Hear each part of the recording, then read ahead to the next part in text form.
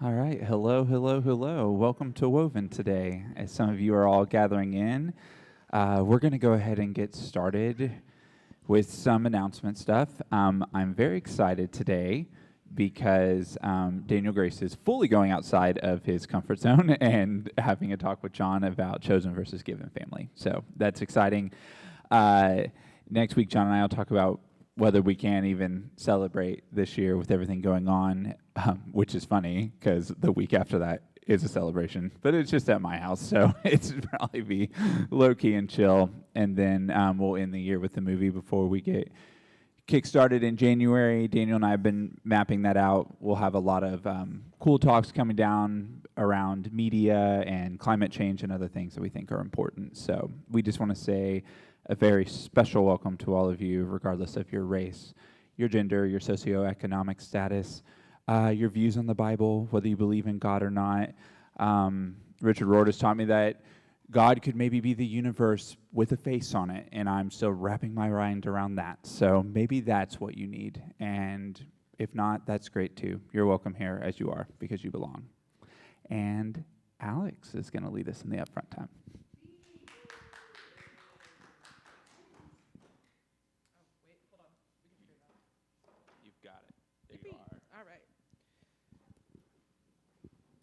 Hello.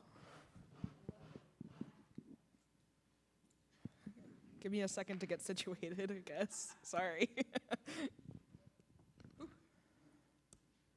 Wouldn't it be so funny if I knocked over this on-fire candle while I was doing this? It'd be funny for 5 seconds.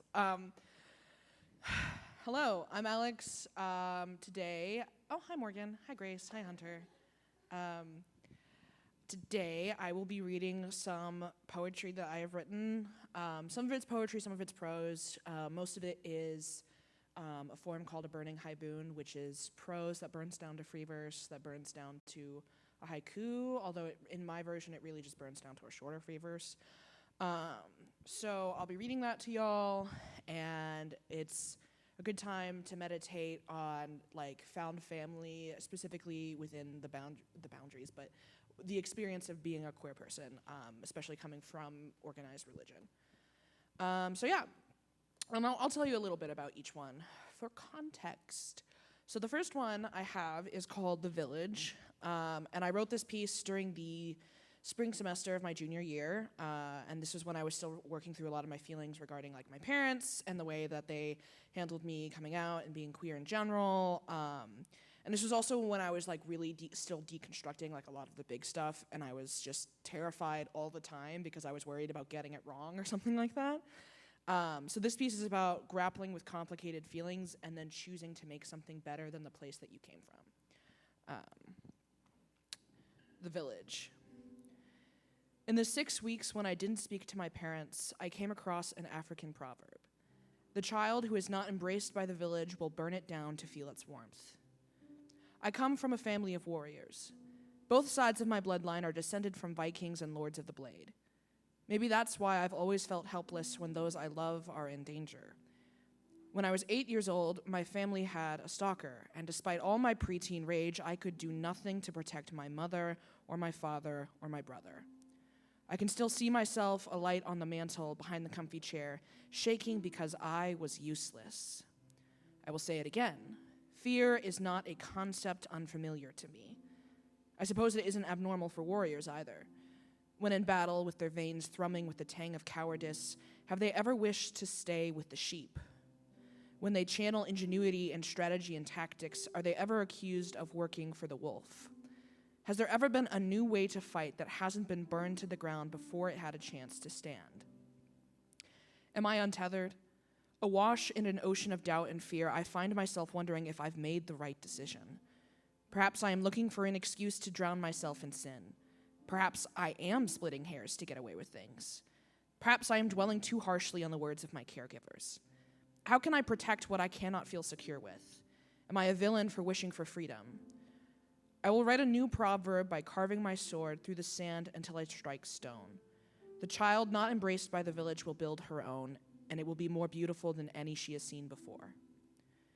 Is the village alight because of ingenuity, or was it burned? Wash me in words of care.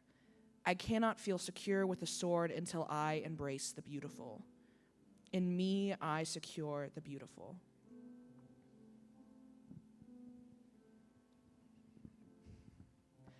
This next piece is called Reclamation.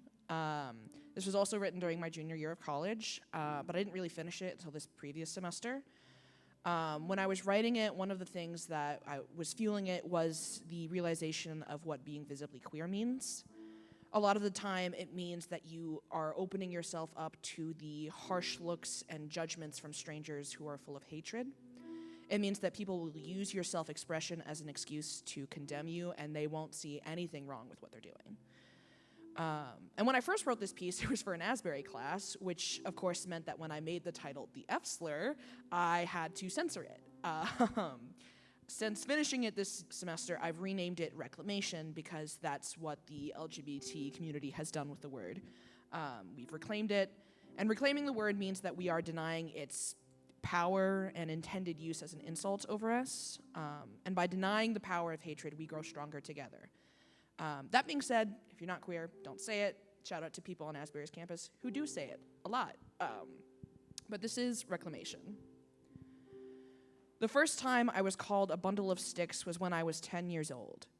He couldn't even say it to my face. Just a single message in a group chat with 4 other friends who didn't really like me. I didn't really know what the word meant, but I knew that it was meant to injure, and so I swallowed it like a man with a sword in his throat at a circus.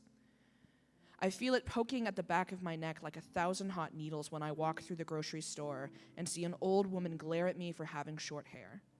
I see it in my shaking, sliced-up hands when my father refuses to look at me as the topic comes up. I hear it in the voice of the man with the megaphone shouting across the street as he holds up a sign that condemns me to being less than human, and in the silenced response of those that claim they serve love. I smell it in the apple pie my grandmother bakes and hands to me with a smile, unknowing, unaware, and blissful. I taste it in the metallic bitterness that coats my throat when people scrub away at colorful chalk lines and pretend the things they say don't cut as deep as the first time, because I know what it means. And I bleed with my siblings in arms in nightclubs and back alleys and at the ends of gun barrels nobody will ban because they're too busy with banning us, even as we lay dying from wounds they will say are self-inflicted.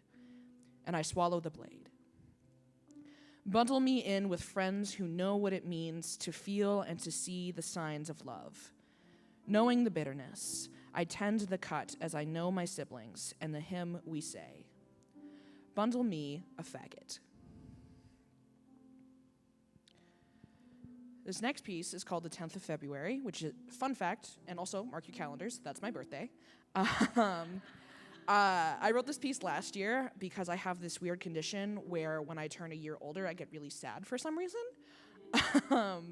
Last year in particular, my mom decided that her church work with the Global Methodist Church, which is the homophobic one, was more important than my birthday, and she thought I'd be okay with her not being there without even asking me.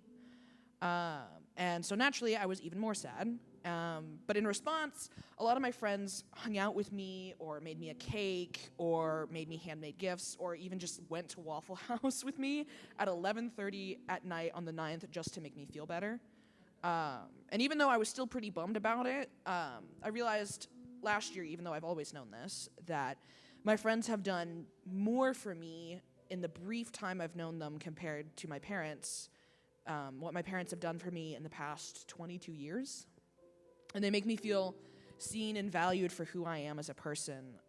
And they're the primary reason why I'm just here today in general and able to read my work without having a complete and total nervous breakdown. So this is the 10th of February. Family is found in a Waffle House 14 minutes from midnight with 4 other people laughing at our parents. Family is found on the car ride back 2 minutes from midnight with those same friends fighting with one another on the phone over who said happy birthday first. Family is found in swerving the car when they all say it right on time. Family is found in the, hey, what cake flavor do you prefer text, and in the handcrafted gifts, and in the silly memes said at 3 a.m. The fruit of family is all around me, and so I will not consider the wounds of the past's flesh and blood, and will instead fix my eyes forward to the brilliant cardinal future ahead of me that will always be magnificently mine to claim. I am the fruit of your flesh, but I am mine. I am me.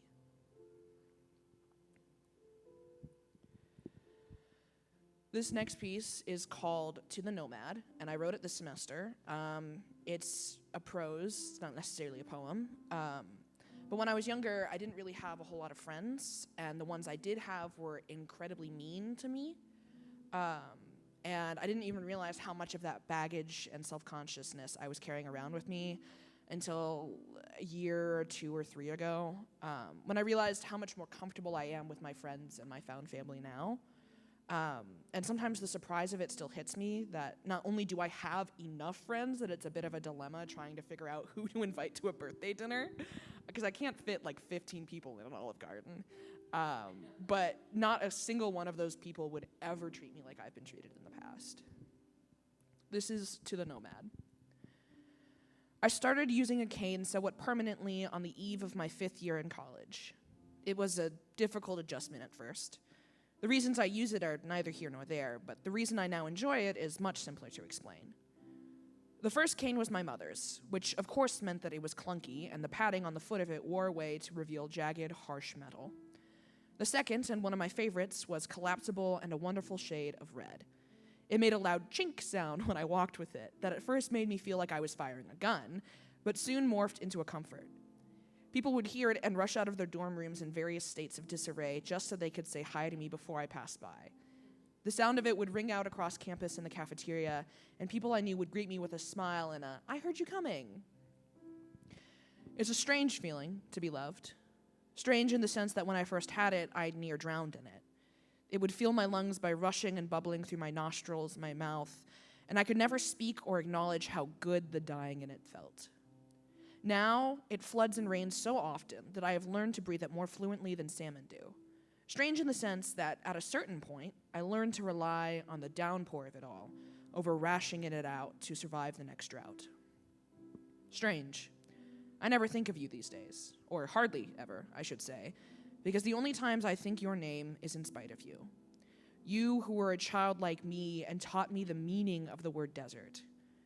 You would have seen the cane as a shepherd's shackle and mocked my station in life. You would have accused me of trying too hard to be loved. The third cane was a mockery of my mother's and thus only lasted 2 days before I replaced it with the fourth. Though it was collapsible as well, it didn't make much sound at all. In the absence of the chink sound I expected, I realized the weight of the love it had carried with it, a chink in the lie's armor of unlovability. So I put a little keychain on it. It jingled when I walked like a jester's silly little shoes. Of course, that one broke too. I required a replacement, and the fifth was the same model as the second. It broke a month later. You would have blamed me for the meat on my bones and the way I walked and any other arbitrary reason you could think of. For a single moment, I almost believed the ghost of you. The sixth and current cane is made out of oak wood. It is sturdy and strong, and nobody made me feel like I didn't deserve the very implement I need to walk without pain. At first, I thought it was too quiet, like the others. But it makes a heavy thunk when I walk, and anyone who knows me knows to listen for it. Even when I am quieter, every step I take is mired in love, and I think of you and how wrong you were. The last piece I'll be reading is called Eden, and I still haven't decided whether or not I want to turn this into an actual poem, but it's here today because it's self-indulgent, and it encapsulates the lesbian experience of yearning, and I also wrote it, I wrote it in defiance of evangelical theology that tells people that they are, like, their love is counterfeit because they're gay, which isn't true. And you shouldn't ever let anyone tell you that your love is counterfeit or somehow less pure than heterosexual love. So this is Eden. If love is a pathway of roses and broken glass, then I think I'll stay where I am. I do not have the strength to walk it alone and hope that I will develop calluses on my feet before I find company. Instead, I will clear the way for the woman who meets me here. I will arrange the petals to cushion her soles, and I will clear out the detritus that harms us both. I shall wait patiently for the woman who finds me, And when she reaches me, we will forge our own way together. I will hold the map, and she will hold the compass, and we shall be equals, and we will find our way through the garden. We will smell as many roses as we please, and bandage the nicks from thorns, and we will banish the serpents that come one heel at a time. She will ask me where the shards are from, and I will tell her of shattered childhood innocence and fractured identity and damaged goods and broken friendships. And when we encounter her own dangers, the toils and snares that trip and slice, I will listen to her. I will hold her when it slices into her feet, and she will do the same and tell me that my blood cannot be ignored for the sake of hers. And there will be a third, the one who lays down the path markers, who watches us with a smile. He will dance with us in the gay bars and weep with us in the carnage and bless us in the hardships. He will sanction our union and tell us that he was the hand on our shoulders the whole time. And one day I shall wake and know that the struggle was worth something. Found family is beautiful, gang.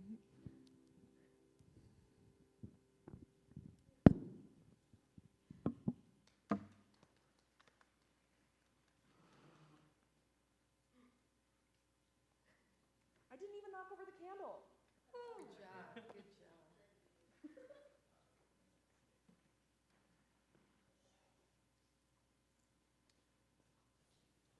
Thank you so much, Alex.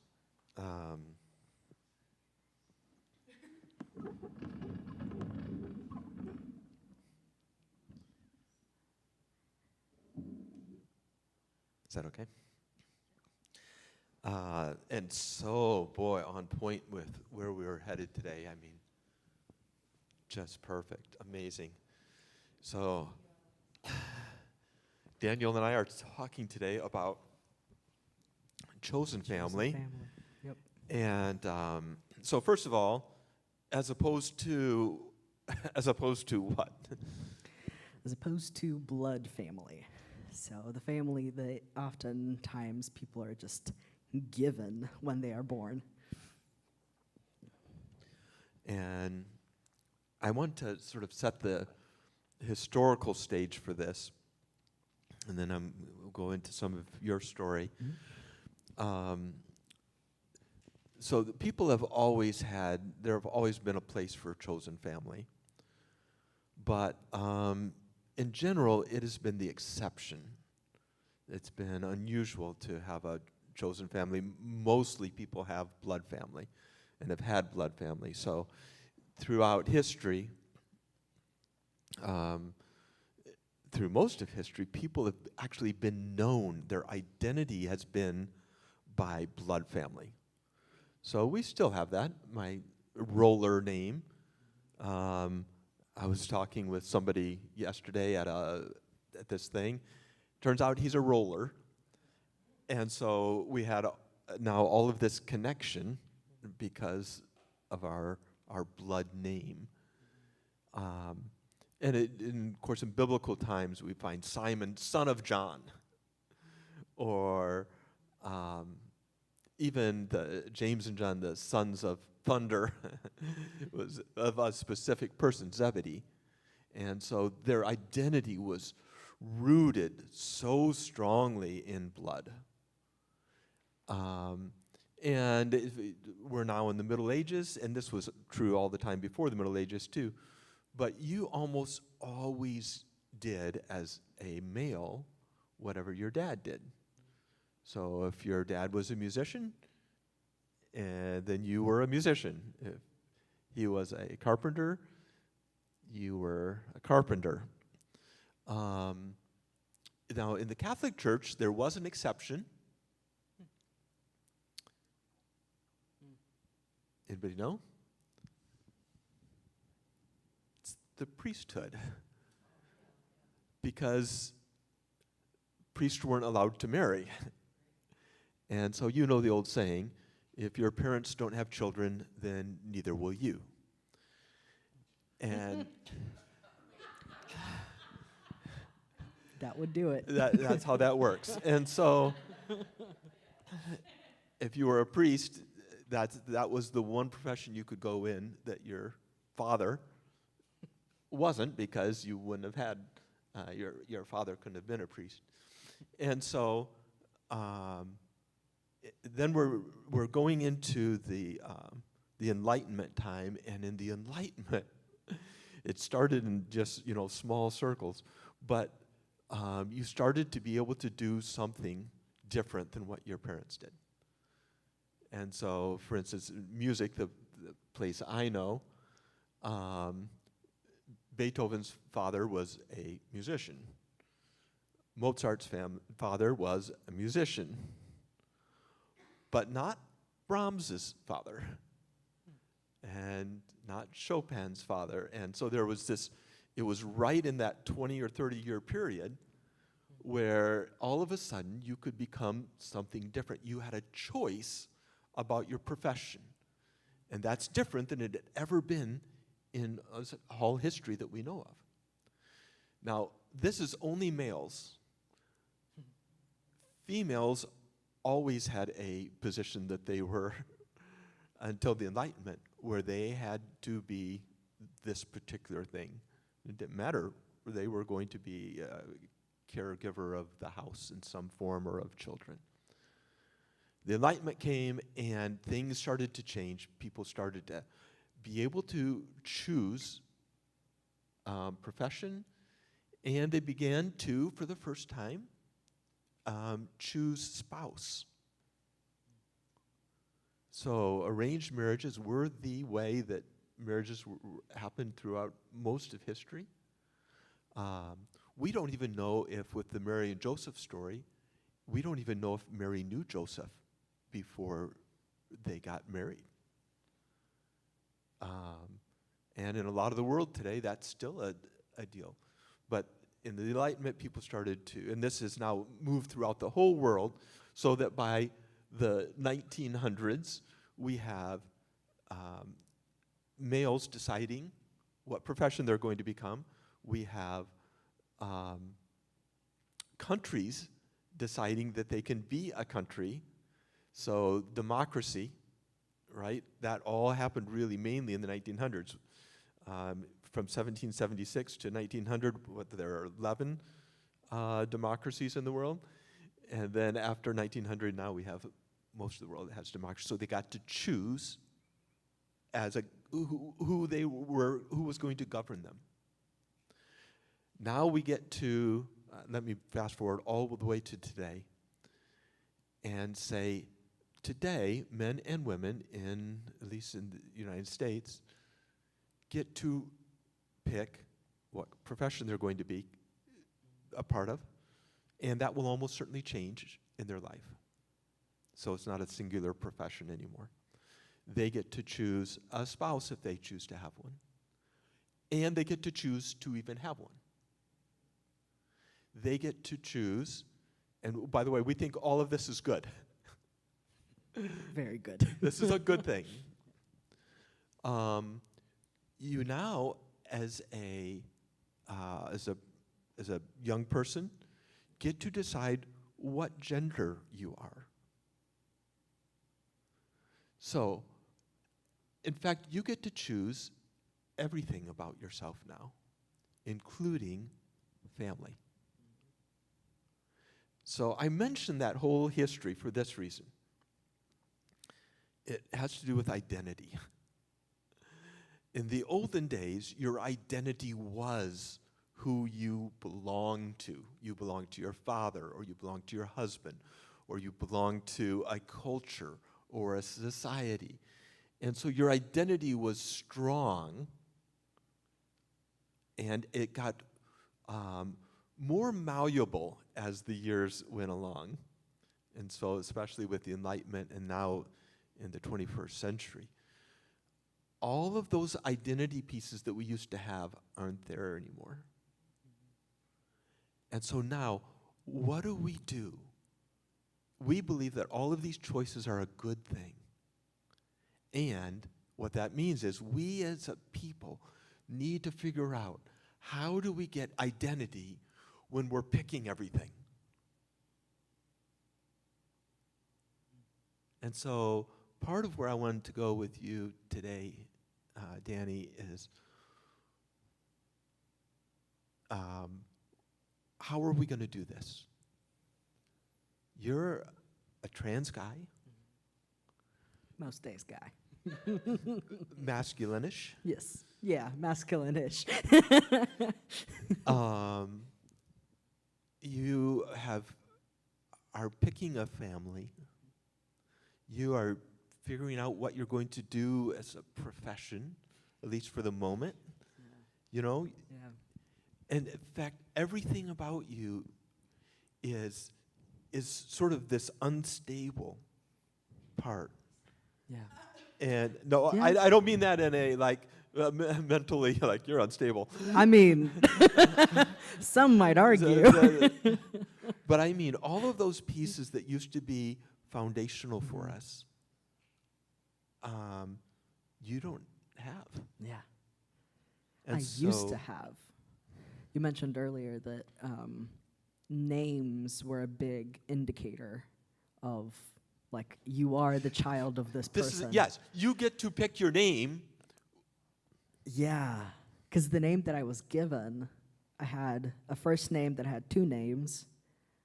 My middle name literally translated to daughter of Ilya, and my dad's name is Ilya. Although he goes by Elijah, but whatever. Anyway, his choice, good for him.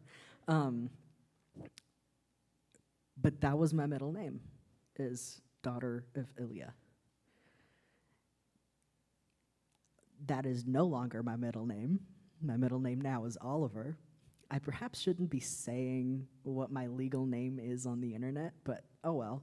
That's all right. You don't need to. Yeah. Suffice it to say, it's not what the name you were Yes. given at birth. Yes, yeah. In fact, and- none of your names are names that were given. No. Grace was part of my first name. Oh, it was. Yeah, it was, yeah. And I just made it my last name So because I did really you have liked four it. names? Yes. Yeah, Oh. yeah. But I narrowed it down to 3 that were much shorter than the names that I was given. Yeah. So that was a big part of my identity and also my growth and discovery of my identity now. So tell us some of your story from coming from that with 4 names, so deeply rooted in country, Yes. in who your parents were, Family, in your religion. religion, in all of that, and it's all changed. Some of it has changed. So I think tell us some of about it- that. Yeah. So, how do I want to do this? Because we don't have hours and hours for me to really get it deep into all of the paths that I've taken. But originally at birth, I was a girl. I had a very feminine name. I grew up in a very Slavic, very Russian environment. Grew up in Russia, in Moscow. My dad would regularly bring guests and visitors to the Red Square and give them different tours and stuff like that. And oftentimes I would tag along. So I can't really say that I was very familiar with Russian history because I really wasn't paying much attention. But some of it I did seep through kind of secondhand from overhearing the things that my dad would say. And I was the second generation Christian in my family. My grandparents were not believers and still are not, to my knowledge.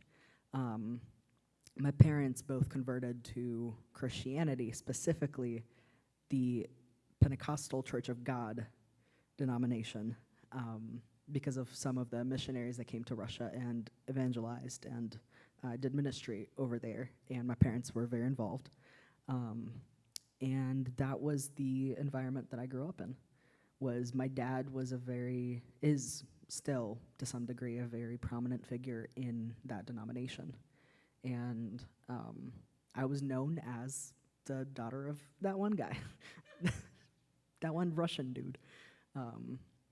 And I remember even as a child, being very cognizant of the pressure that was on me to behave a certain way. And my parents did kind of make it known to me that as their child, I was the representation of who they are. I was the representation of the church and the ministry as a whole. And that's a lot of pressure for a 7-year-old to have, You or know- a 12-year-old to have. By the way, this really strikes me how similar this was to April of Joy's story. Yeah, You know, she grew up in that hyper evangelical yeah, home. Her father was prominent in Yeah. that, and she was expected to be a part of that. yeah. Same. And that was so much identity for her. Yeah, yeah. And it was, and So who screwed you up? I mean, here you were doing so well. let's see. Can I say names? No, I won't. Yeah, go for it. Me, myself, and I, probably, and maybe TikTok. Some could argue TikTok. No, I think it was a combination of things. I was always curious to. So first of all, growing up, I was not allowed to really experiment with my identity. Like, it was just, you are this, no question about it. There wasn't even like a conversation about having questions or conversations about it. Like, I didn't even know that it was an option to ask questions about anything, to be honest. Because it was kind of very looked down upon to ask questions. And it wasn't until college that my desire to, funny enough, for my heart to be more like God's heart, it wasn't until I made that my focus of my faith and started to really listen to other people's stories through TikTok, people who shared like details about their church abuse, details about their other kinds of abuse that they went through, or positive times of when people really came in clutch, when neighbors stepped in and like saved people essentially from whatever problem they were having. And kind of the prayer that I took to heart at that time was, God. It's actually a line from a fairly popular Christian song. Sorry if this is going to trigger anyone. Trigger warning. Right? Yes, trigger warning. But the line of the song is, "Break my heart for what breaks yours." Everything I am for your kingdom's cause. I'm so sorry, Alex. But like that, I took a look around one time in chapel, and I saw people praying that, and I realized nobody was actually doing that. And so I said, fuck it, I'm going to do that. I'm actually going to take this to heart, and I'm actually going to start learning about things. And in that time of learning about things, I heard a lot of queer people share their stories. Queer people who grew up in the church, queer people who did not grow up in the church, trans people who did and did not grow up in the church. And little by little, the TikTok algorithm started to push a lot of transmasculine people's stories. And a lot of them resonated in a way that I did not know that they could. And at that point, I think I was in therapy. Yeah, I was definitely in therapy. And I was just starting to really give myself permission and allow myself and make myself make space, not hold space, but make space. Had to make that difference. Really purposefully make space to ask questions and to experiment and to question things.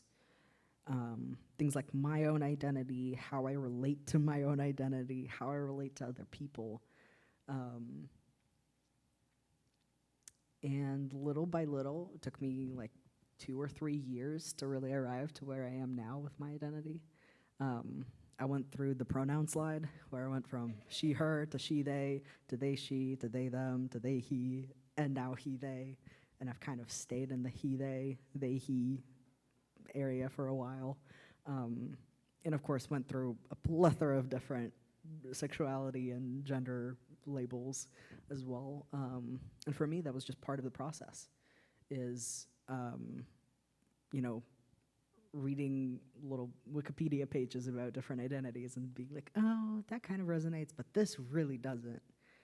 Or, oh my gosh, holy shit, this is me.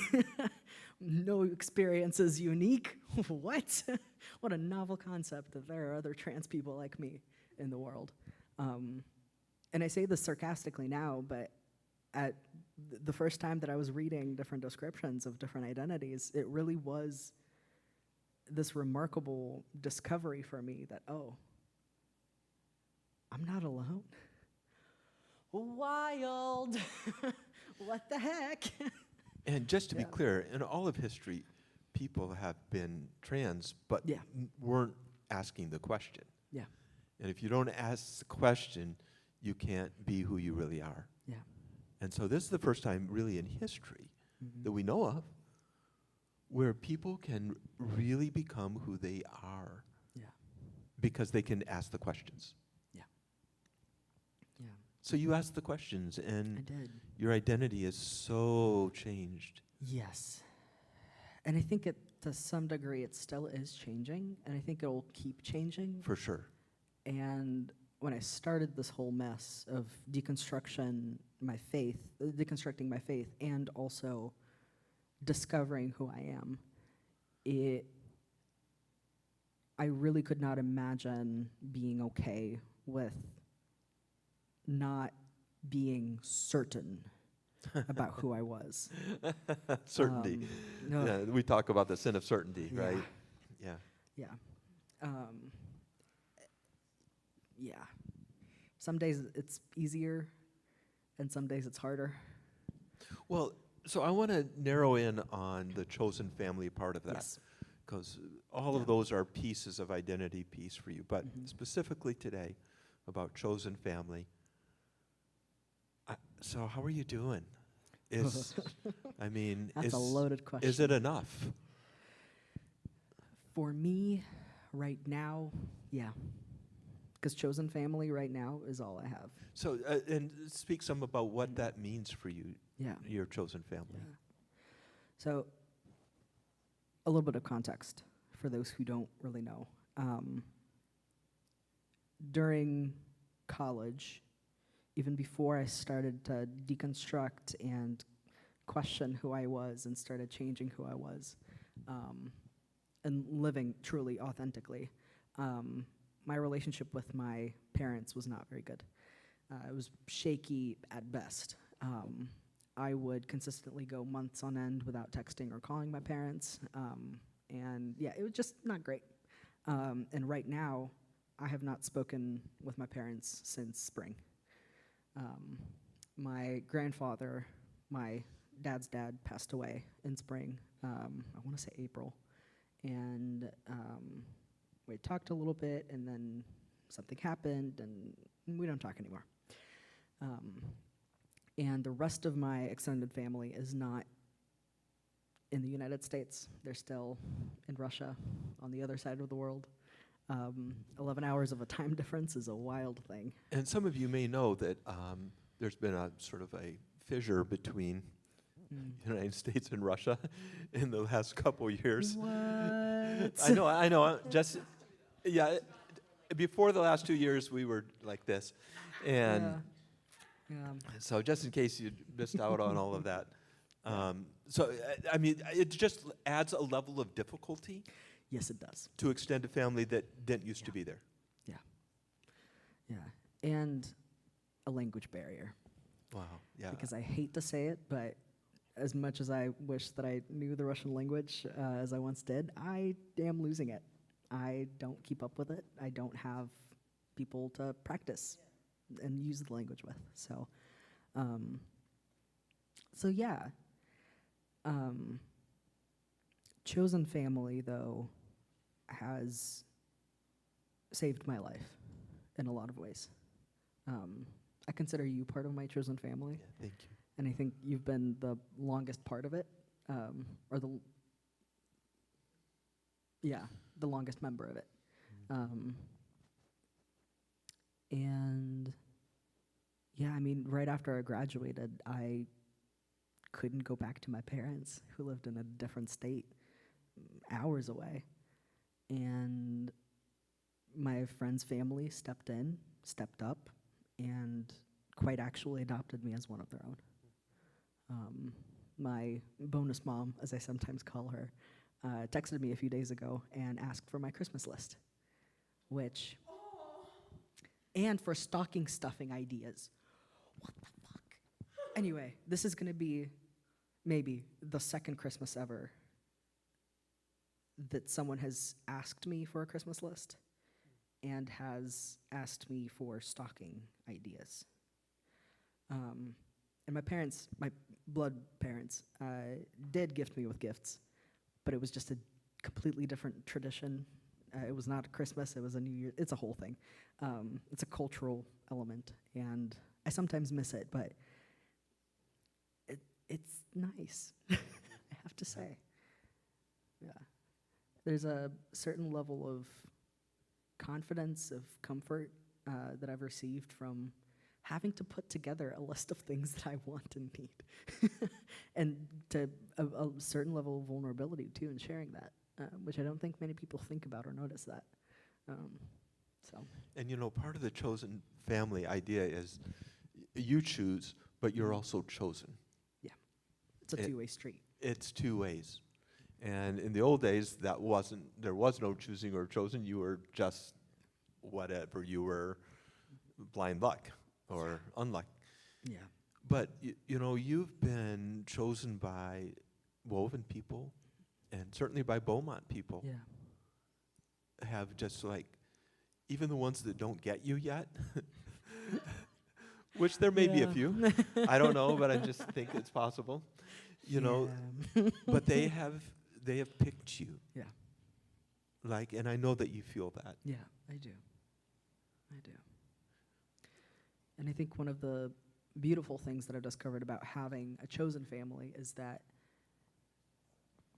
you have the choice. First of all, you have the choice. And second of all, it can change. So depending on what, to use Christianese, and I hate saying this, but I have no better language for it, but depending on what season of life you're in, you get to choose what kind of people you want in your life to be there. Yeah. So what do you need from a chosen family? Acceptance. Is that number one for you? Mm. I mean, some other Yeah. possibilities are physical affection. Right. Like, you don't- everybody needs physical affection. Yeah. And Yeah. family is sort of the one safe place there. So that's something. Yeah. But acceptance. Acceptance. Yeah. Unconditional love. And honestly, I don't know if the needs that I have for chosen family, for my friendships, my relationships in my life, I don't know if I really need to list them in order of priority. They're just needs. Yeah, right. That makes sense. The top need is not greater than the bottom need. Right, They they're are all needs. They are needs. on the same level. Yeah.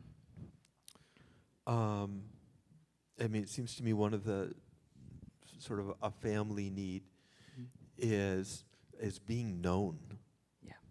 So, I mean, that goes with acceptance, but being known and accepted as you are known. Yeah. So you get to choose how much you make yourself known. Yeah. So here, in front of you all, you know, Daniel's just being so vulnerable about what he needs for a family. And then you choose, and we all choose, and this beautiful, if messy, Yeah. thing happens where we choose each other as family. Yeah. So, you know, Edie and I have known each other for a long time, and we've sort of picked each other as part of family. You know, even though you're very close to your biological family, and I'm close to my blood family, but we pick each other nonetheless. Yeah. And I mean, that's Yeah. That's what you're doing. And it's beautiful. And kind of in tangent with what you said, chosen family isn't just for those who have no biological family, no good biological family. That's right. Even if you have a great relationship with your parents, your children, extended family, you still need people that are the same and also different from you. Yeah, so speak a little bit to that. Yeah. I know a desire you have is for there to be diversity in your chosen family. A certain kind of diversity. But that's right. But Yeah. but that's not a free for all. No. I mean, you mean specifically certain kinds of diversity, because what holds you together with your family are the sameness things. Yeah. Yeah. So what are those for you that what's really important that you have sameness, Yeah. and what's really important that you have a diversity within the family? Yeah. I think morally, I need us to be on the same page. And that does not necessarily mean like beliefs. This is tricky territory. So I'm just going to leave it. Our morals need to be, if not identical, they need to be really fucking close, really similar. Yeah, what you value Yeah. Yes. in moral terms. So, Yeah. for instance, I know that in your particular case, it'd be very hard for you to be chosen family with somebody who cusses, because that would just be, Yeah. that was a no, joke. I just cannot do that. That was a joke. No. But someone who doesn't.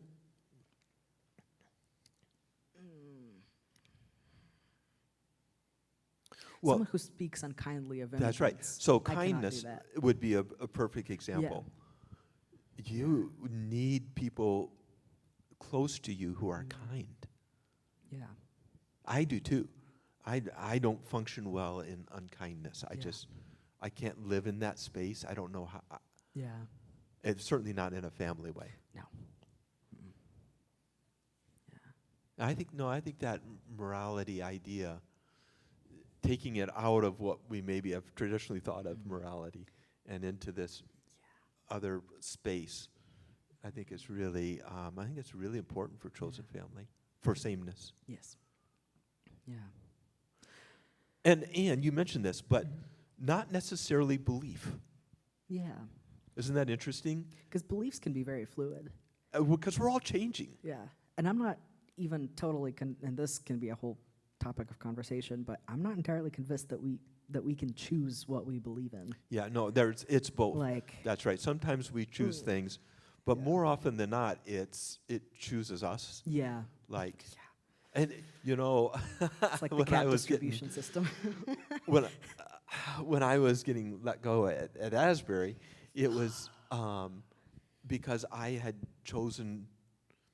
It was because I believed that queer people were not only just as valuable, but were to be celebrated in the same way as non-queer people. I know.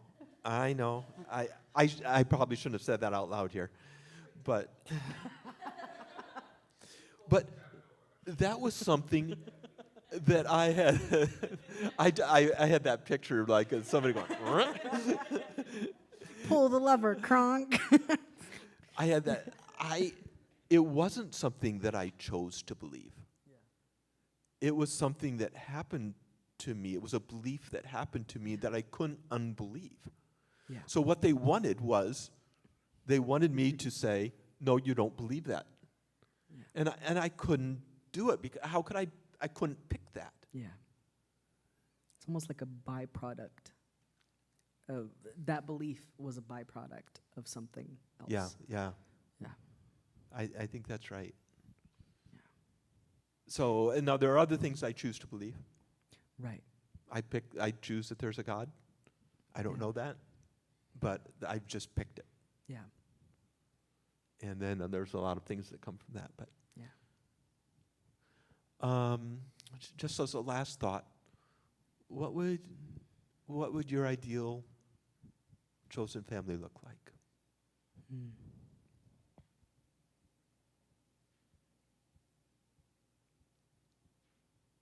I don't think that I like the idea of ideal, because there's no such thing as an ideal chosen family. And I think as much as I would love to have an ideal family, that's never going to happen. It's almost like an unrealistic expectation to put on people. And I think it's an unrealistic expectation to put on the members of my chosen family. So I kindly refuse that question. Yeah.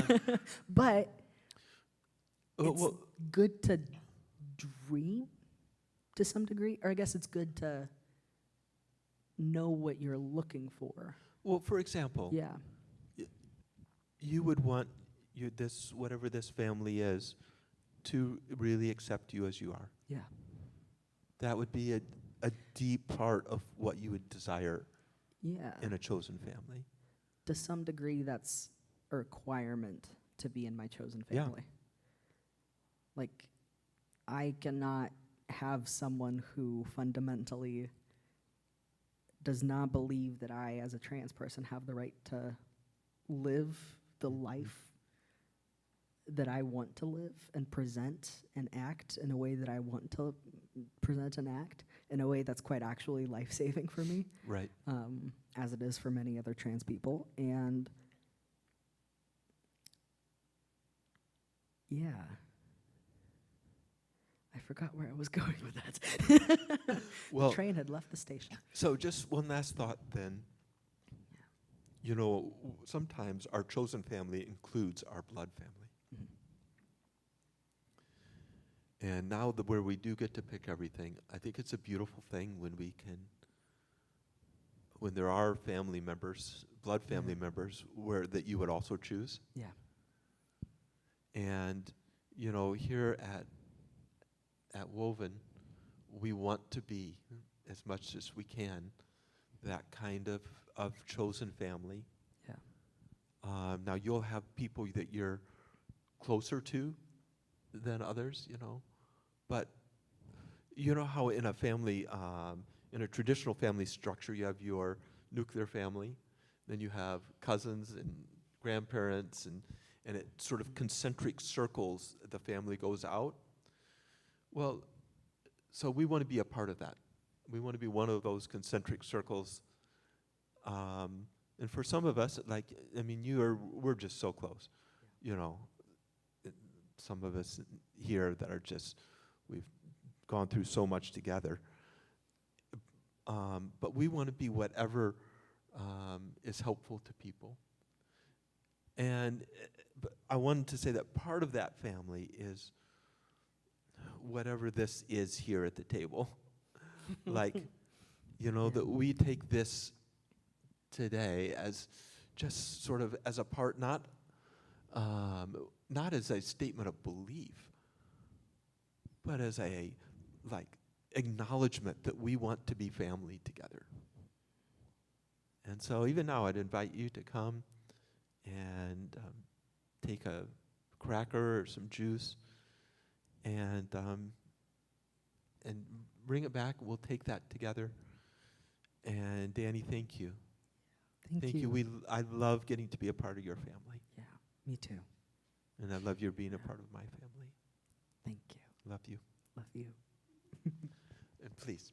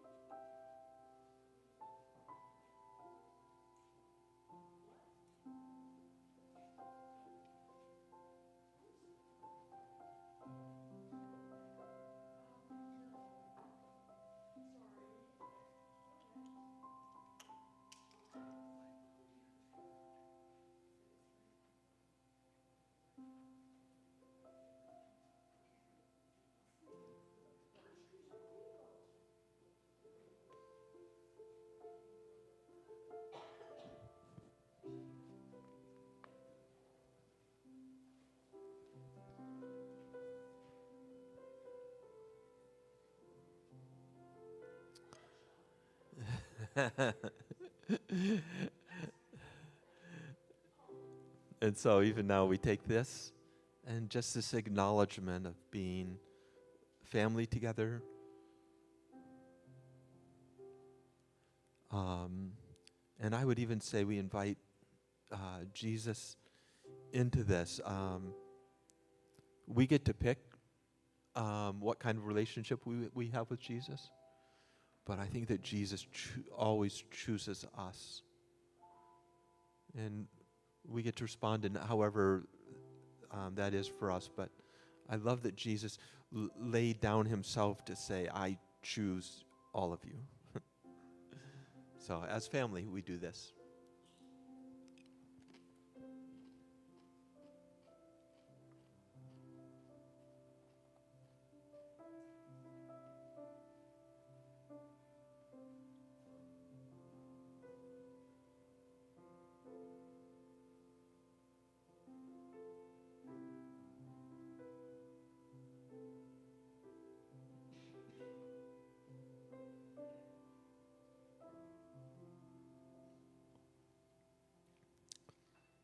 Jesus, I thank you for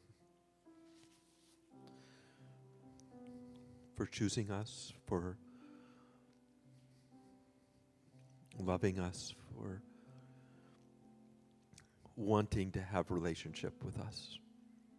It's crazy to me, and I'm so thankful to you for who you are that way.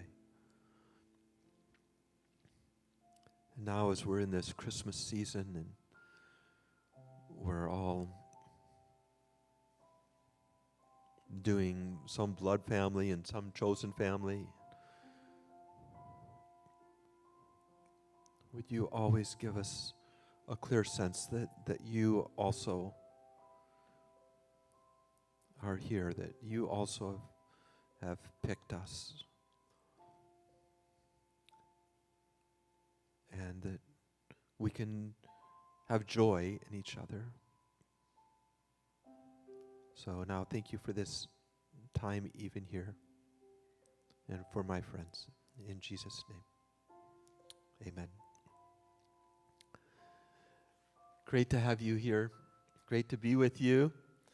I hope this is a good time of the year and not a hard time.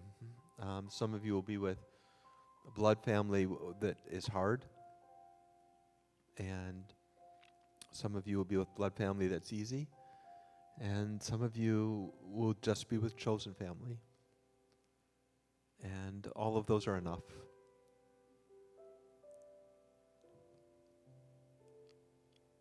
So thank you, especially Daniel, thank you. See you all next week.